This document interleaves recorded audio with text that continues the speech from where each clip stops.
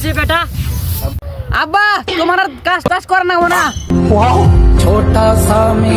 জানতাম দাদা তুই বড় কিছু করবি আমার জন্য, আমি জানতাম। বেটা, তুই আমার জন্য কি করছাস? তখন আমি গরু রাখা নিয়ে দাঁড়াইলাম, এই গরুর খবর কি?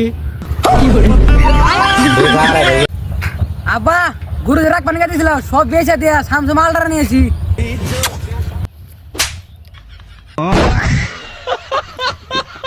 আলা হারাম খোর, তারপরে তুই এবার দাও শালা করে শেষ হয়ে আলটা এই যে আব্বা হয়ে যালটা এই যে আলটা আমার বাসা কুকুর একটা পাইছি। হ্যাঁ